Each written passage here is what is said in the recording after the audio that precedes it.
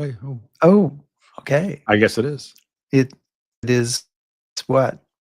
It is. It is live. It is live. Yes. Calling Chris Anderson live in Windsor. Windsor. For 2 shows in a row. So it's kind of incredible. And what's the matter? What's the matter? Are you injured? Yeah, You've been taken off the road? I have been. Retired? I've been retired. Yeah. Oh, okay. And you're in Chicago? I'm in the normal place, right? I'm in my high above Chicago's Michigan Avenue. Right. I'm coming to you from here. And welcome everybody to History Happy Hour.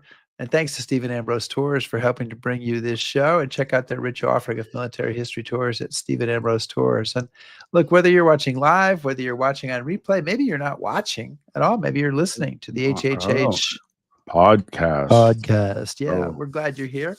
And today we'll be talking about the U.S. Army in the Pacific in 1944. So let us know what you're drinking if you are.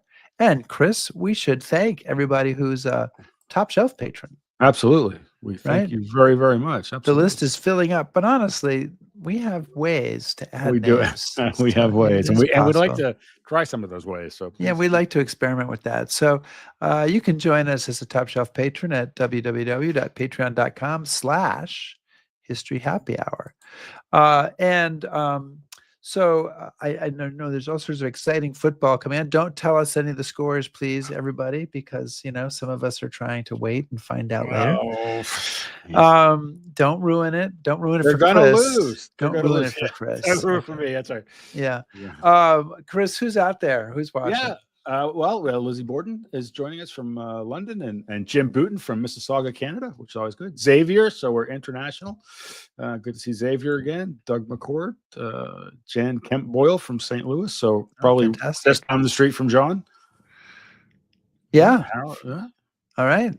So we got a crew in the house. We have a show. I'm sure as the early games start to end, we'll get stop. We'll get people coming in. All right. Well, give me a cue and I'll move on. All right. Hey.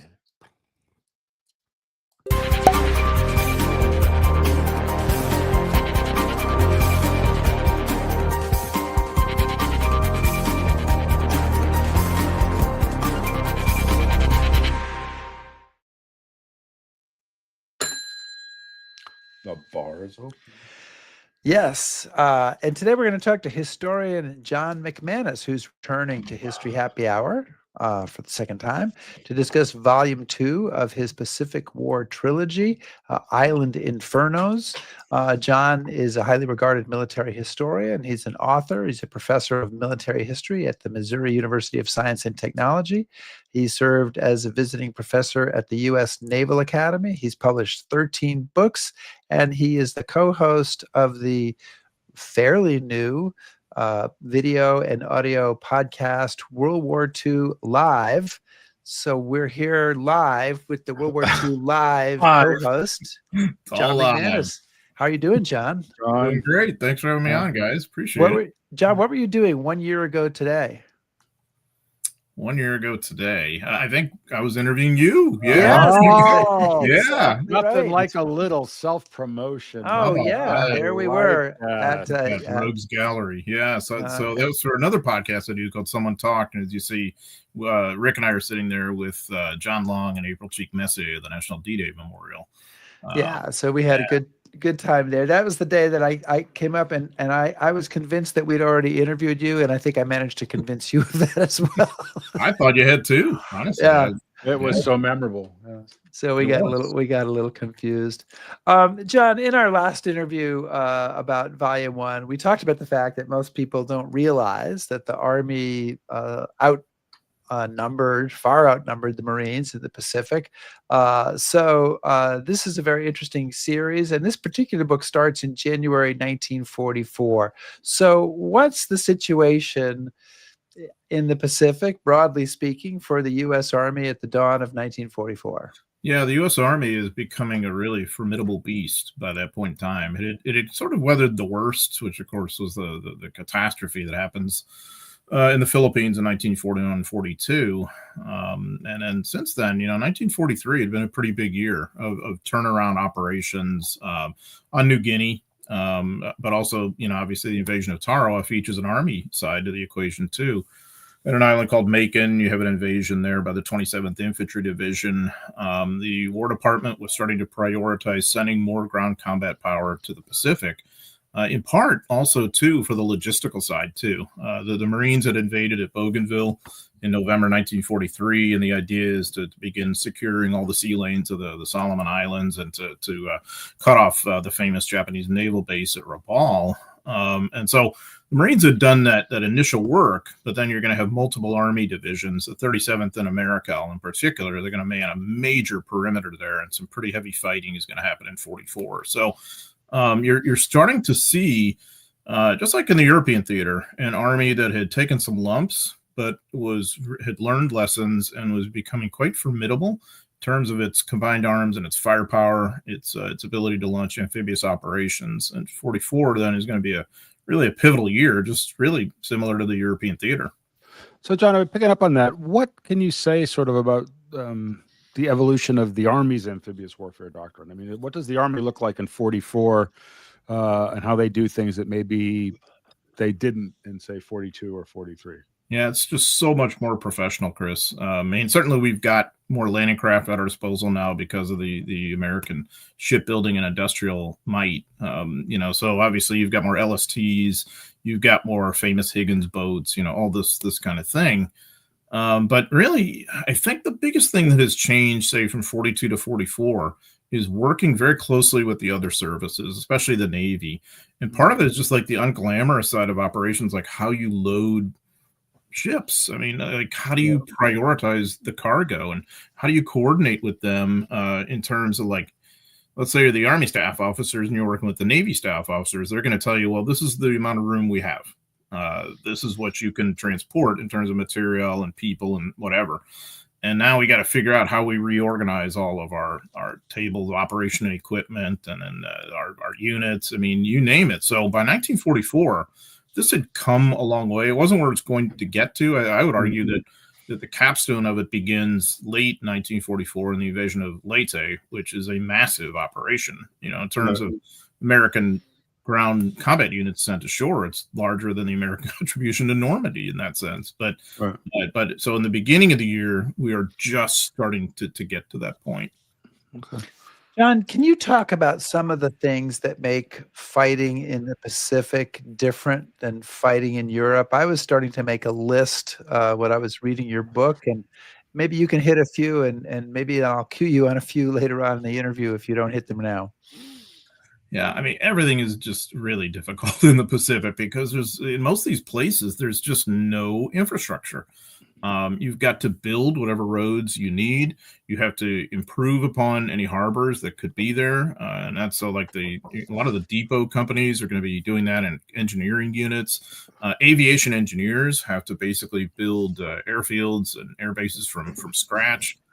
Building such things as warehouses, I mean, is just an enormous effort. Dealing with the water table in a lot of these places where you're getting, dozens and dozens of inches of rain per year and mud and topsoil. I mean, jungles. I mean, it's a nightmare, honestly. And of course, everything has to be moved, and that's very similar to Europe. But in Europe, you at least are going to have places that have some level of infrastructure especially once you're in Italy and certainly France. But you don't really have that much in the Pacific. And so I would say to a great extent, it's an engineer's war. And the Army really takes the lead in that, and a construction war too, because we remember the Seabees, the Navy Seabees, and for good reason, but similar to the Marines, there aren't that many of them in relation to Army aviation engineers and other engineer units that are going to be doing all this. And on the medical side, that's where we have some serious challenges. So in 1943 on New Guinea, General MacArthur's command generally was losing about 4 to 5 guys to disease for every one in combat against the Japanese. I mean, and I don't mean they're dead. I mean, they're out of action. And you can imagine all the infrastructure that takes to treat these guys and what that means for the momentum of your operation. So malaria and yellow fever are the big challenges. So on the medical side of the house, you have to have this vast infrastructure really just exist in many places in theater. So it's an enormous challenge.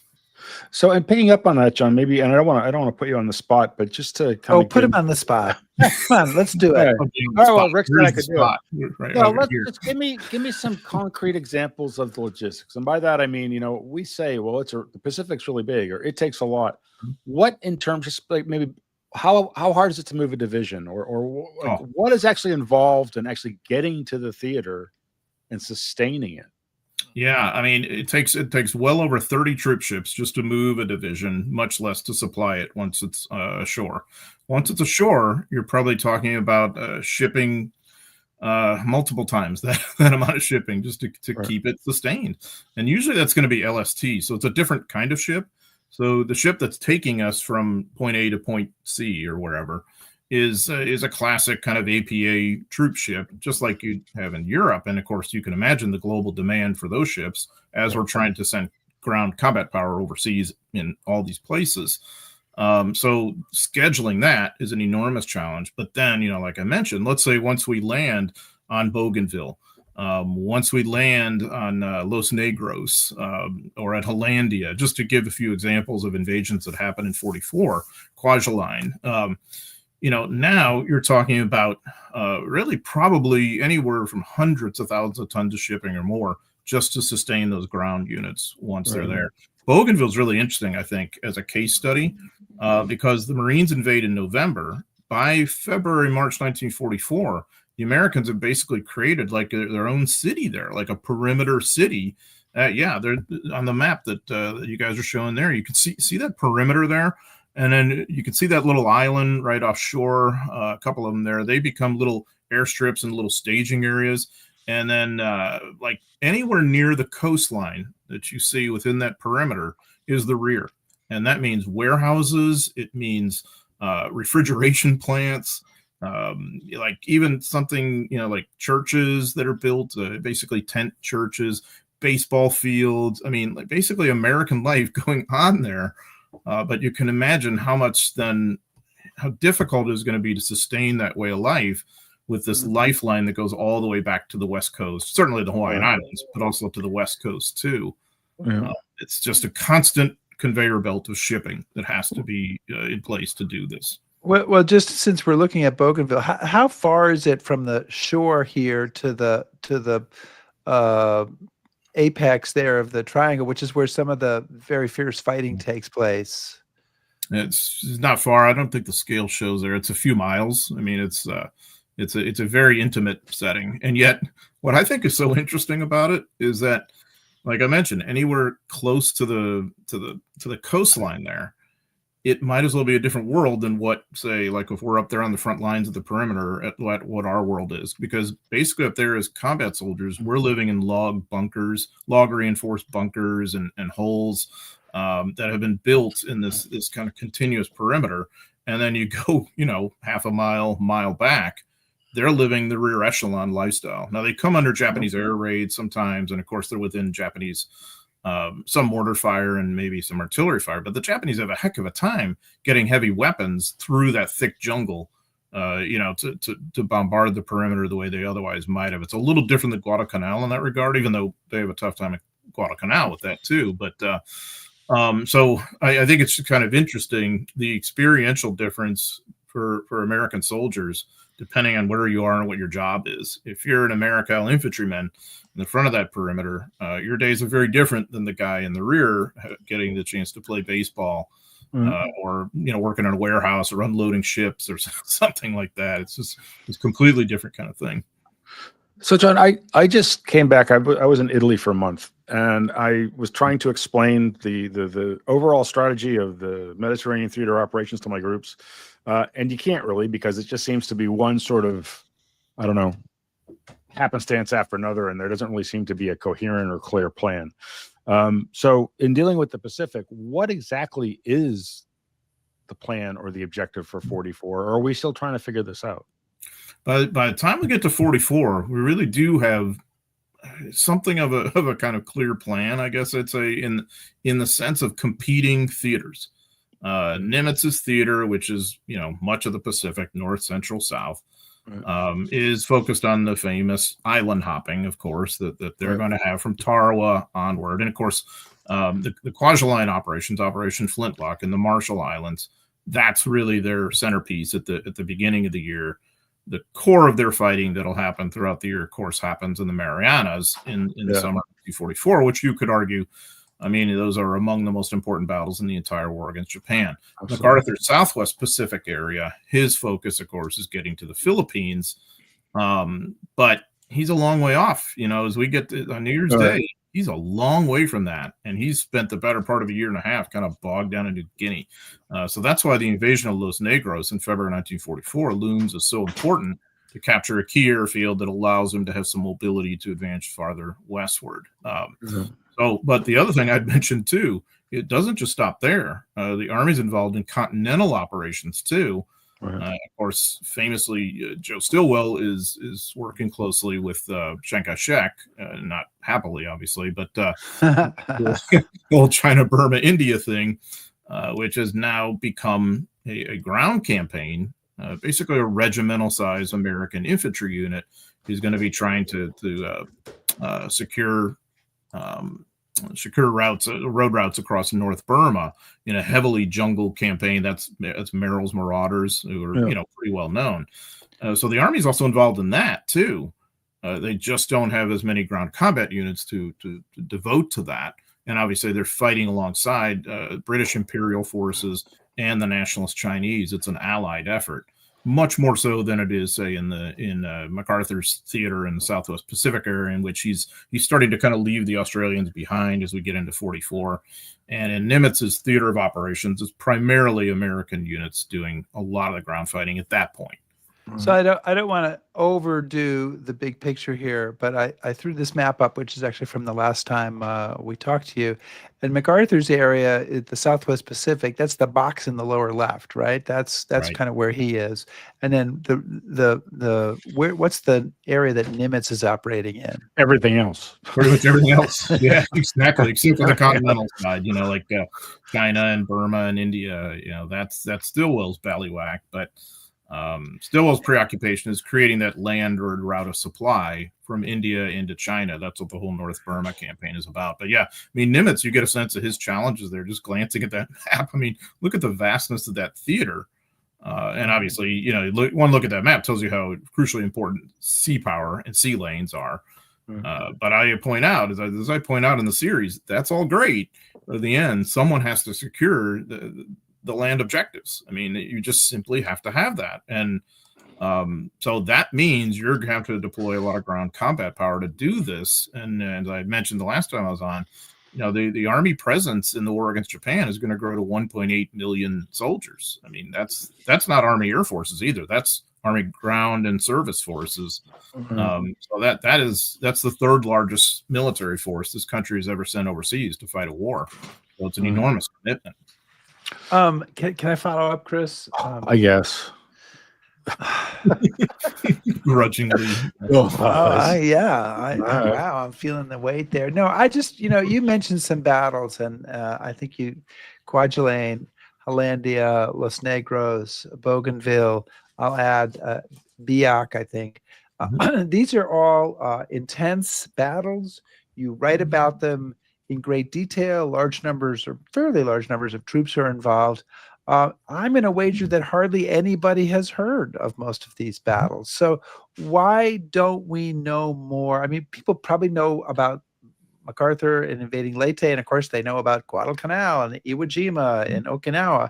But these battles that are important battles that happen, especially in the first 2/3 of 1944, largely unknown. Why do you think that is, and what's wrong with that?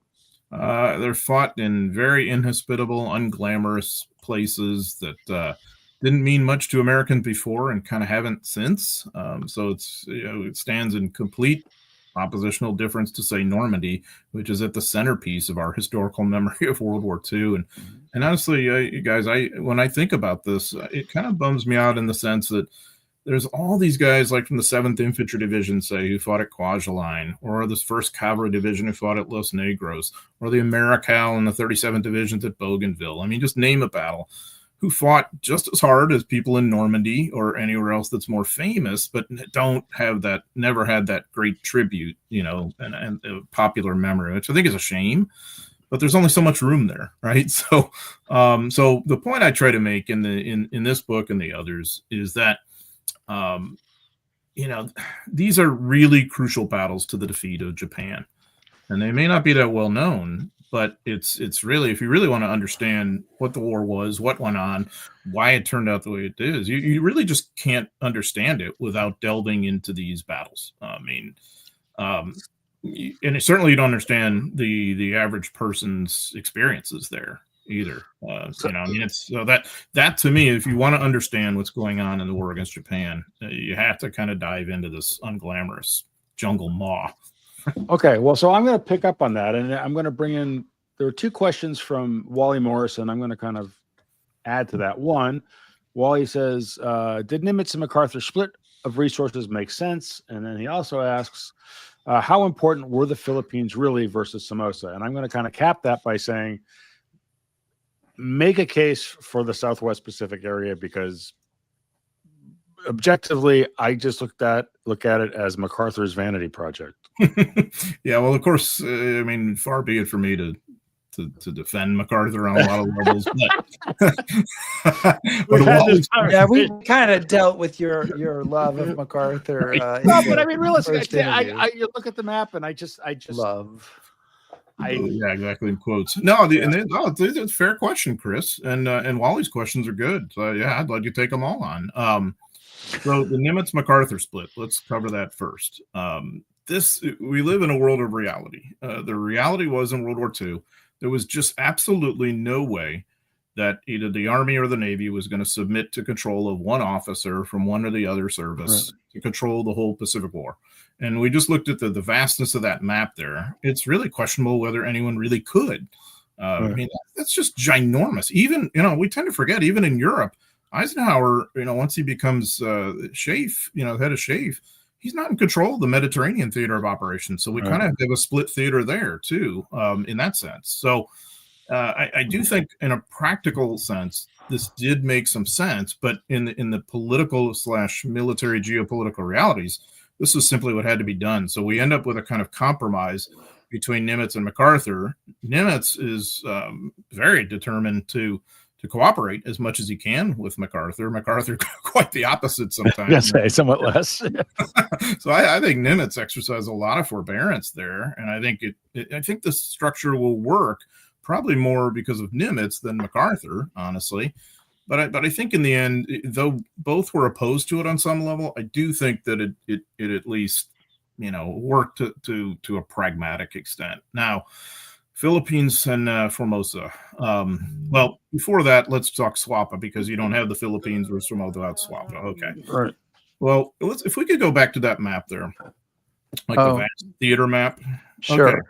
Okay, so what the Japanese really want out of this war, once they go to war against the Western powers, is present-day Indonesia, what was the Dutch East Indies at that time.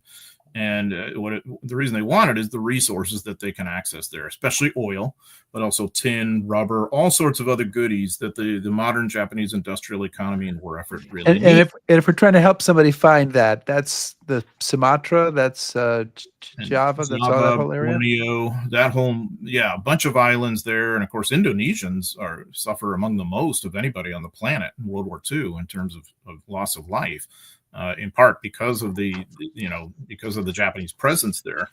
But if you look at that part of the map, you can see the Philippines sits right astride what is today Indonesia and, of course, the home islands of Japan. If the Allies control those sea lanes and the Philippines, it makes the use of those resources extremely problematic for the Japanese. And so the Japanese really didn't want the Philippines per se in 41 and 42, but they kind of had to have them to get that bone out of their throat in a way. And they never really, honestly, fully control the Philippines. It's questionable to this day whether any central government entity really can or ever has. And so it becomes a kind of nest of guerrilla warfare against them. And so it's wearing them down in that respect. And ultimately, it's going to absorb a significant amount of the Imperial Japanese Army's ground combat presence in the Pacific.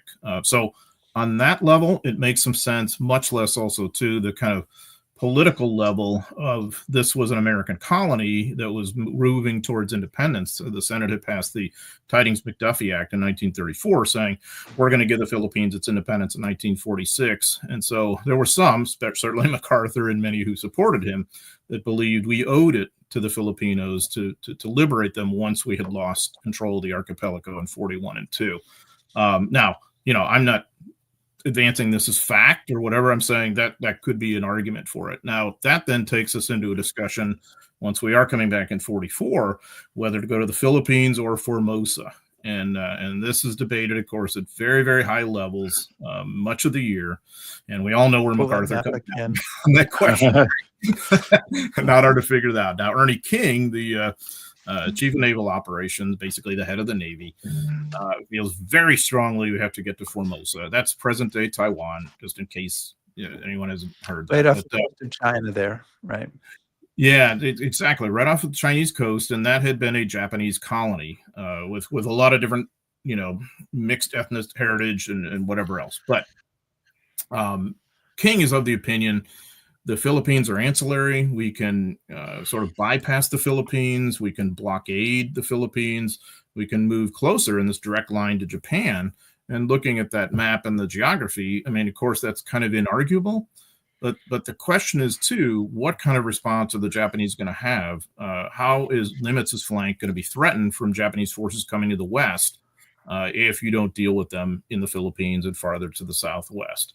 Beyond this, the reason they eventually decide not to go to Formosa is because they just were not going to be able to sustain the large enough land force there. Ultimately, even King is going to kind of have to admit this. In other words, they were studying this and they were realizing, the Army in both theaters doesn't have enough service troops in order to sustain these major combat forces that we're going to have to put ashore. And in addition to that, they figured it'd be a tougher fight because the population would not be pro-American, whereas it is in the Philippines. I tend to think that whole question has no real good right or wrong answer. And I know that's kind of a weenie answer. But, yeah, it is kind of, John, but that's like... but that's the way I feel about it, honestly, because let's say we do what King wants and we go to Formosa. There's no question that's going to have terrifying, horrible consequences for the people of the Philippines. It's going to lead to famine there. It's going to lead to the Japanese crackdowns on the population, much less our POWs in the Philippines. It will have consequences along those lines, and we'll end up in a really tough fight in Formosa. On the other hand, we all know what happens once they do go to the Philippines. Right. Oh, it's the Philippines. Right. Yeah. They suffer horribly. Their cities are destroyed. I know. So to me, it's one of these situations where there isn't really a good answer. So, but for those who argue one way or the other, I totally get where they're coming from. I just think there was a hell of a difficult choice that they had to make back then. And we all know to some extent why it turns out the way it does because of MacArthur's influence, which is, quite profound. Quite profound. Well, okay. So MacArthur's somebody we know, right? He comes down to us through history. Well. Nimitz is somebody we know. Curtis LeMay is somebody we know. There's a person who's a lot less well known. I mean, there's a bunch of them. I could pick any one of half a dozen names here, but I'll pick one. General George Kenney, who is involved with the U.S. Army Air Corps. Tell us a little bit about him and his role and why he's successful in the Pacific, and maybe if you can add on to it, why we don't remember him the way we remember some other people. Yeah, I think it's a shame we don't, because he is one of the most successful commanders we have in the entire war, really in all of our military history, honestly. I mean, George Kenney, just in case anyone hasn't heard of him, he's in the Army Air Forces. He is a pilot, an airman. He becomes MacArthur's main aerial commander. He initially takes command of what's called the 5th Air Force that's under MacArthur's command, and then eventually he will command larger than just like one Air Force. So you've all heard of the 8th Air Force, and so this is the 5th Air Force, a kind of equivalent formation, but much more heavy on the medium bombers and fighters in the South Pacific. Eventually he's going to have even more than that by the time we get to late 44 and 45. What's interesting about Kenney is how hard he works to get on well with MacArthur, and that usually would take hard work to get on well with someone like him, but MacArthur had come out of the whole Philippines Philippines experience in 42, completely disillusioned with the Air Force. He fires his aerial commander, George Brett, not the baseball player, but the aerial commander, and he says, I just don't have any confidence in these guys, and the heck with them. Kenny kind of begins to rehabilitate the Air Forces in MacArthur's mind and really kind of teach him how he can use air power so productively. And that's going to be a major, major advantage for MacArthur going forward. By 1944, he is presiding over a pretty innovative force. The biggest thing that he pulls off that year is destroying the better part of most Japanese aerial assets around Hollandia in the early months of 1944. And that really paves the way for that major outflanking amphibious invasion, which accelerates the pace of the war, does all kinds of good things for the Allied side. Why don't we remember Kenny? I think it's because he serves under MacArthur, and MacArthur sucks the oxygen out of the room for practically anybody who's with him. So we don't remember a lot of his commanders, unfortunately, including his two fine ground commanders. Eichelberger. And that was going to be kind of, I'm going to leap on there because those are two guys that leap away. I think that we should talk about because, again, I hate to keep relying on Italy, but I just spent a lot of time there. U.S. commanders don't come off looking so great there. But when you look at Kruger and Eichelberger, these are two really competent guys. Why don't you talk about them? And again, like with Kenny, why don't we know more about these guys? In part because of where they fought, in the South Pacific, and then in this whole really unglamorous campaign to liberate the Philippines in 44 and 45, which is quite equivalent with some of the heavy fighting in Europe, that we also kind of overlook, whether it's the Colmar Pocket, just places like that where the fighting is constantly going on. But so these two guys become MacArthur's army commanders, Kruger with the 6th Army and Eichelberger with the 8th Army. And so by the end of the war, they're both quite successful, but in some ways they're really similar. They're both very honest people, dedicated military professionals. They both have a real flair for understanding and thinking about the average private soldier, in part because Kruger was one. He joined the Army as a private originally. But also, they both had a great commitment to their troops. But they're also very different personality-wise. Kruger was kind of rude, brusque, circumspect, kind of methodical and cautious, the words often associated with him, but solid and competent. You're not going to have a disaster with Kruger. You know what I mean? He's not going to put his head out on the chopping block. But that's part of the problem, too, in some ways, too, is he doesn't take a lot of risks. Eichelberger is really kind of the Patton of the Pacific on a lot of levels. He's incredibly aggressive. He leads from the front. He's warm. He's witty. Can't understand rude people. He's wanting military glory for himself, and he becomes resentful when he doesn't get it. And he comes to really resent MacArthur for kind of holding his light under a bushel and preventing him from going and getting a major command under Eisenhower in the European theater, which I found in my research almost certainly would have happened if not machinations. So, which is certainly something Eisenhower could sympathize with. Oh yeah, because Eisenhower had dealt with that whole MacArthur nightmare for years. So they kind of by the way, Chris, he and Eichelberger kind of bonded over that in a little way. They got on pretty well, and they both had their sort of experiences with MacArthur. And Eichelberger had actually worked for MacArthur when MacArthur was chief of staff in the 30s, so he knew him well even before World War II. So he kind of has this Eichelberger kind of has this love-hate relationship with MacArthur. I think it's fair to say Eisenhower probably has just a hate relationship with him, later on. But so I think it's really a shame because there's a lot to learn from Kruger and Eichelberger and their operations. They command enormous amounts of ground troops. The innovation in their amphibious operations, especially for Eichelberger, is just incredible. And I think there's a lot to learn from them. There's so much in your book, and of course we're just going to be able to touch on a little bit of it. But one thing you got into a little bit, which obviously is a big issue in World War II in all the theaters, is racism, is sort of the Jim Crow treatment of Black troops, and kind of a sad story with there's a division in the Pacific that's an African-American division, the 93rd Division, and it's not a great story, and it doesn't reflect well on the some of the people, some of the white officers leading them, and some of the other people in the theater. Can you just touch on that a little bit? Yeah, so the 93rd Infantry Division was a segregated unit, like most units were in World War II, led primarily by white officers, with some black officers too, and NCOs. But they're going to be put into Bougainville. One of the regiments, the 24th, for instance, which by the way had a long history as an African American unit.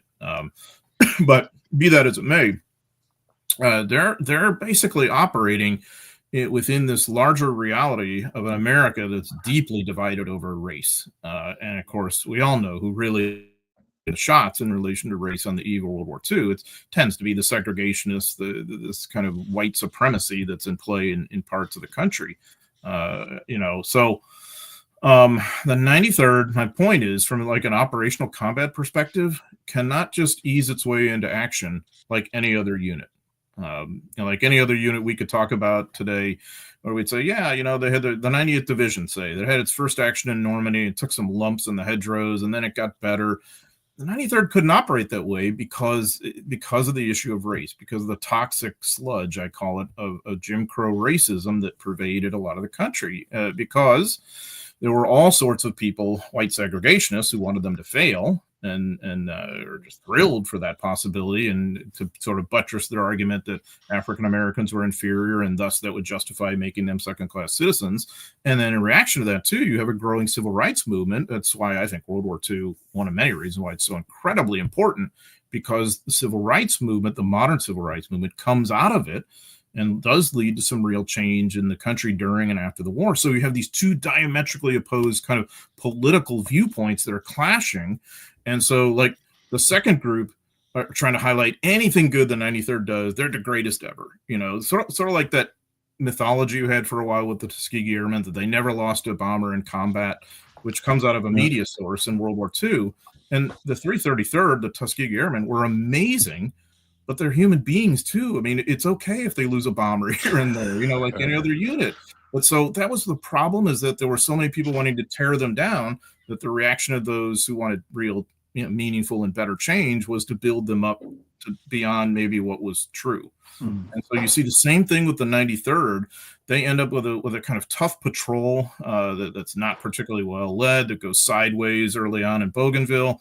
And then, as you can imagine, that's seized upon by the segregation to say, see, they won't fight well. And so they can't just learn like any other unit. And the sad part is that the sort of institutional momentum, even though you have a very fair-minded guy in charge of the Bougainville battle named Oscar Griswold, nonetheless, he's running up against some pretty powerful forces of segregation and inequality and all this. And so the 93rd ends up getting just kind of broken up and used maybe for some patrolling here, and mainly to unload ships. The idea being servile labor is what African Americans should be doing, that kind of mentality. And so this is a combat unit trained as such that really isn't used for that. And even during the Philippines campaign, where we're really hurting for infantry manpower, just like we are elsewhere many times, even MacArthur, who also is pretty fair-minded too in relation to race, it doesn't even consider using the 93rd. And I just think it's a really sad circumstance.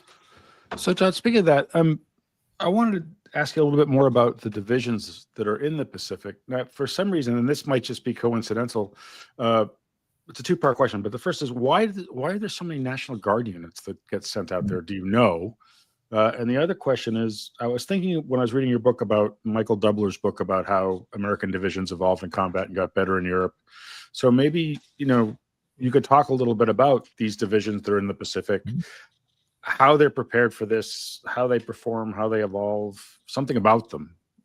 Yeah, I think that especially at the beginning of the war, why are the National Guards units going there? Because that's who's available. They're just laying hands on anybody they can. Classic example, I think, is the 32nd Infantry Division, which is going to do some of the early fighting in the war. This is a Wisconsin, Northern Illinois, Michigan National Guard unit from a cold weather state.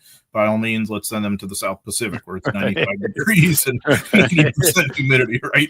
And they fight at Buna quite famously. They win the first American ground victory in World War II, actually at Buna in New Guinea. And then the 41st, that's a National Guard unit. Of course, you're going to have the 77th Division eventually there, so on and so forth. I think part of it is just this enormous pressure we have for global operations, and so I think some of it is really not necessarily like a conscious policy to send National Guard units there. It's whoever's available at any given time that we're talking about, and also we're going to have reserve units too, like the 96th Division.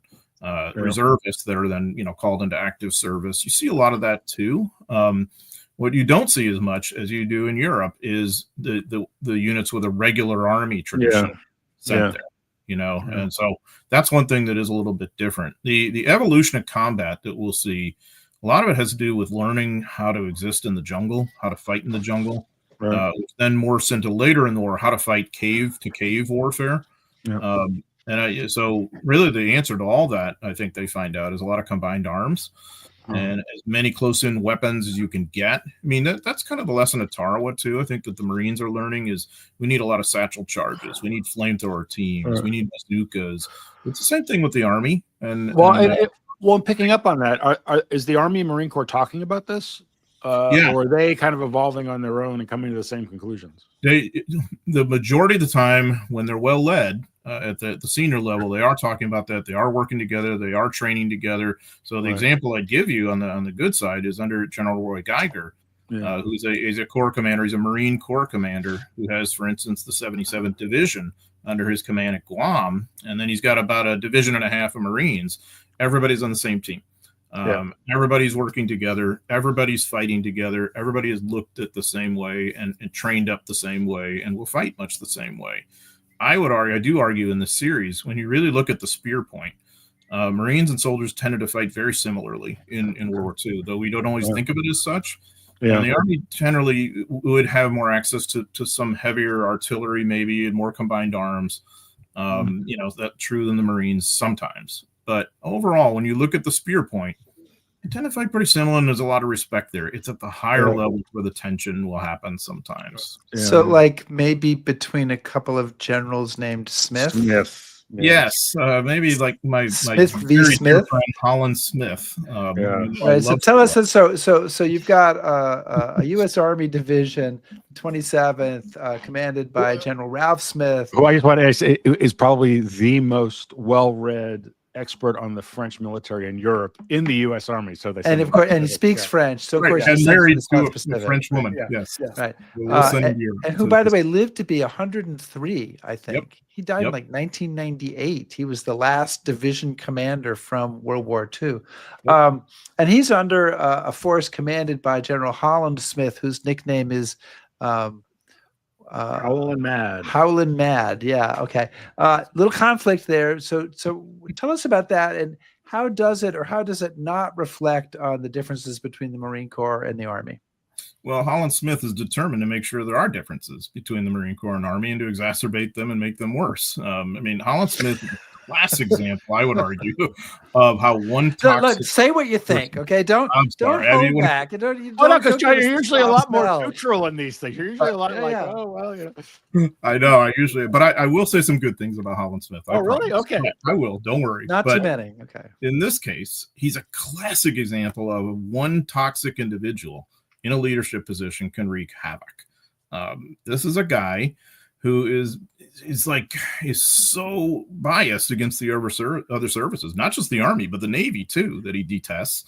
And he's all about his Marines, my Marines, this, that, and the other. So he doesn't create like a one-team mentality. He doesn't like the 27th Infantry Division, doesn't think they're any good, and he's not shy about telling anyone and everyone who will listen. He's a blowhard. He has bluster.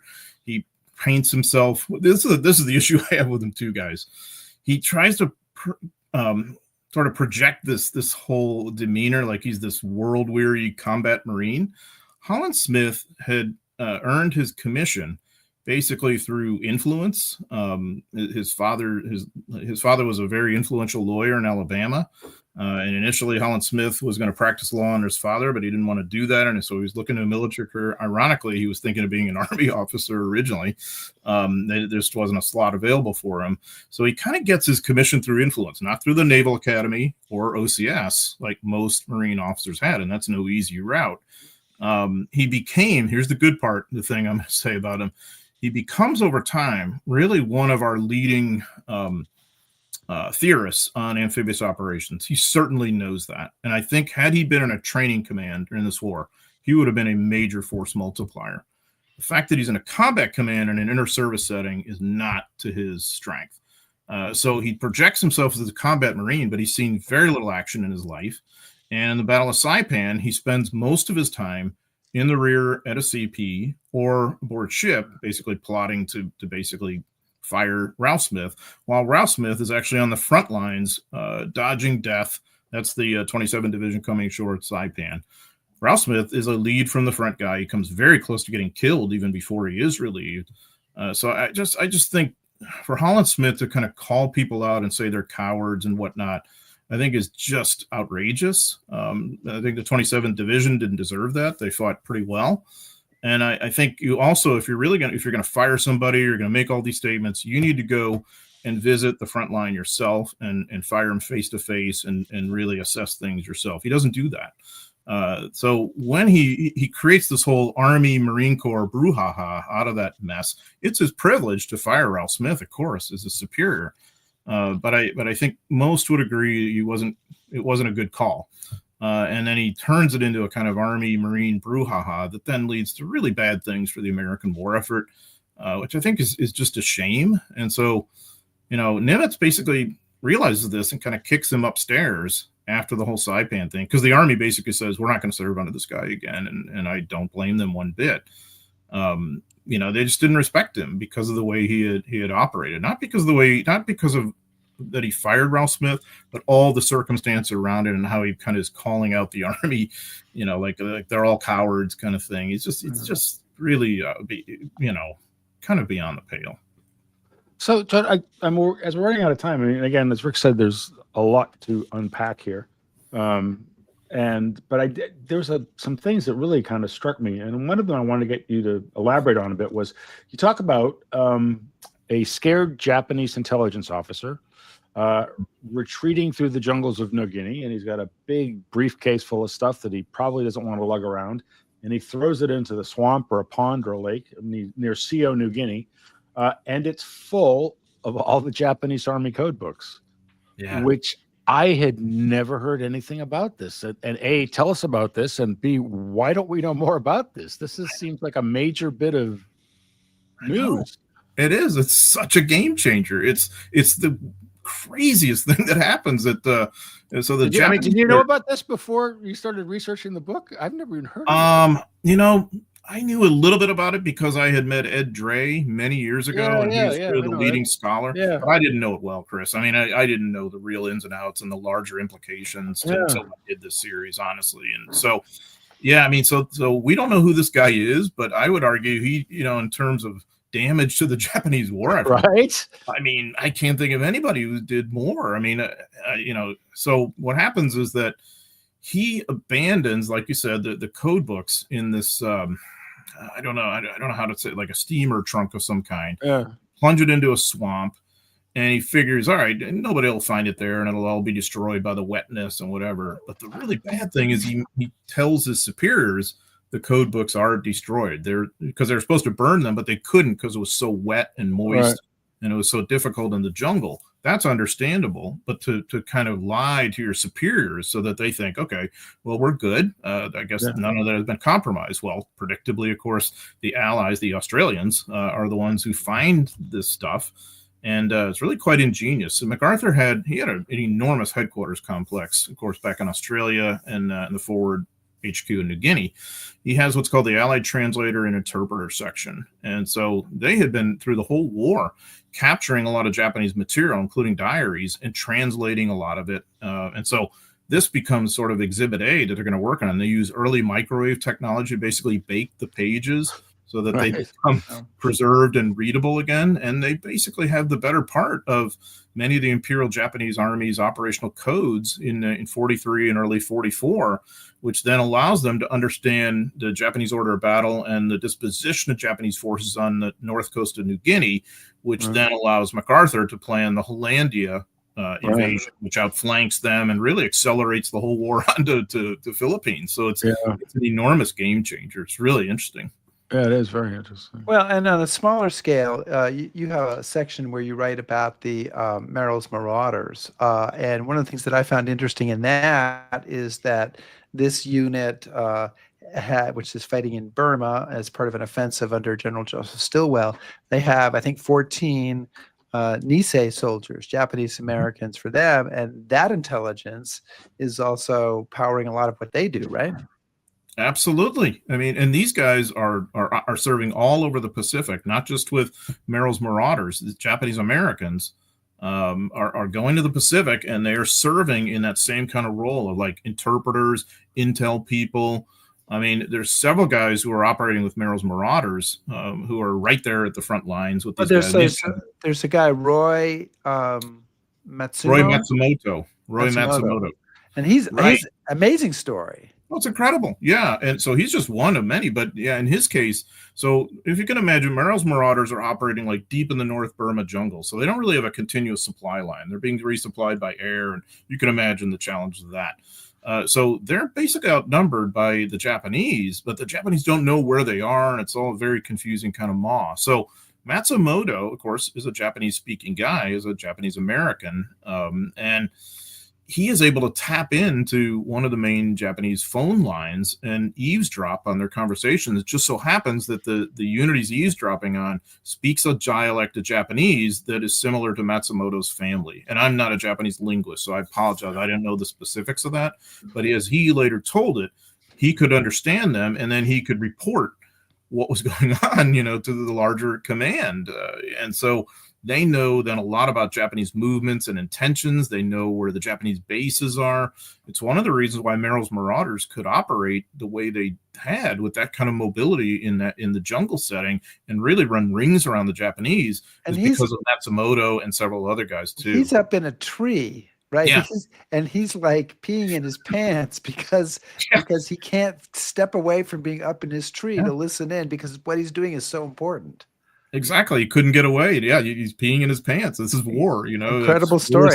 Right? He's in the Ranger Hall of Fame nowadays, by the way. And he's another guy who lived to be 100+ years old. Yeah. And I'm really glad I got to tell his story and others like him, because I think that, that's another side of the Pacific War that we tend to either forget about or not know about, is Japanese Americans serving in that war, and, more to lose than anybody, arguably, if they're ever captured, anything like that. It's going to be a rough deal for them, and yet they're going to probably have difficult interpersonal relations with other American soldiers as well. I don't know if you know anything about that, but definitely. There's points of tension. There's a guy on Corregidor, for instance, when the Americans invade Corregidor in 1945, who's serving in something of the same role, and he runs up against an officer who doesn't trust him and says, this guy is Japanese, we can't trust him, we don't like him, all this nonsense. And I mean, he's running up against that kind of bias, really racism, honestly. And so he has to push back against that. And fortunately, he is able to get the attention of other commanders who, with a broader mind. And he, too, will be a major force multiplier in understanding where the Japanese are, where they're not, where they're weak, once we're fighting at Corregidor. This is like February of 1945. So these guys are all over the Pacific, not always, serving in frontline combat dramatic, always. Some of them are in MacArthur's ATIS, or Allied Translator Interpreter section, or elsewhere, working for Nimitz or whatever, but they are, their contributions, I think, are really outsized, relative to how many people there were. So John, since we're kind of rapidly approaching the end here, I wanted to ask you, now we're 2 volumes in, you've obviously spent a lot of time in the Pacific. Looking back at it, is there anything that really surprised you in researching volume 2? What kind of stuck with you as you were going through all this? What really surprised me, Chris, is how much Japanese material I was able to access, because I'm primarily an American historian. I do that, but I also certainly wanted to present the Japanese point of view so much as I could, and their planning and their intentions. But and I figured I could do some of that, and I could with the translation of some of their official histories and all the other material. But what did surprise me, and to refer back to the whole ATIS, is how many Japanese diaries there were, how many Japanese first-hand accounts from average soldiers or sailors.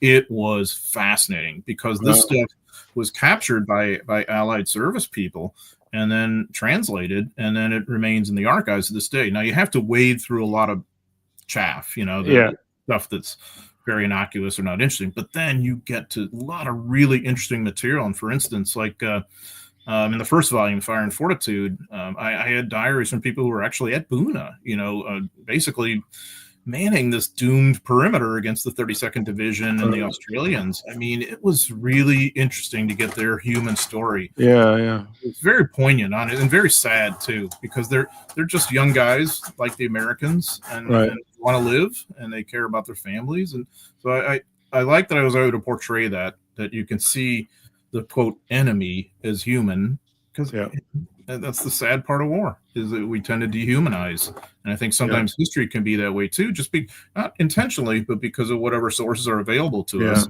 Maybe we can't present the other perspective. In this case, I was surprised at how much I could, and just how incredibly poignant it all was. Yeah, and that's something that you do really well in the book, and continues in volume 2, and I'm sure will in volume 3. We are so near the end, but I want to ask, because it relates to what you were just talking about. We don't often have a chance to look at things from the point of view of the enemy, but by early 1944, it ought to be clear to the Japanese that they cannot win this war against America. That whatever chance they had is gone. So, I mean, it's an obvious question. Why don't they try for something better than just this mass annihilation of their soldiers on island after island after island, and then eventually the possibility of a huge battle on the mainland? What? They have to learn that too, that the Americans are controlling the air and the sea increasingly, especially as 1944, goes on. That it doesn't make sense to try and resist at the waterline or to attack the Americans, for instance, like the Japanese do at Bougainville. I mean, I have a major chapter on that, and that's overlooked. It's just an enormous, violent battle in which the Japanese are trying to snuff out that American city there, that perimeter we were talking about earlier. It's a disaster for them, an absolute unmitigated disaster. They begin to understand by about the middle part of the year and later that it's much more to their advantage to hunker down, fight to the death, and bleed the Americans. And in that scenario, it's possible they could get something out of this war short of being conquered and occupied by the Americans. They could maybe preserve their empire. And so there are reasons to fight, but the average Japanese serviceman doesn't really understand that the war is looking as badly as it does, because, of course, there's ignorance and there's lies and there's all this stuff too.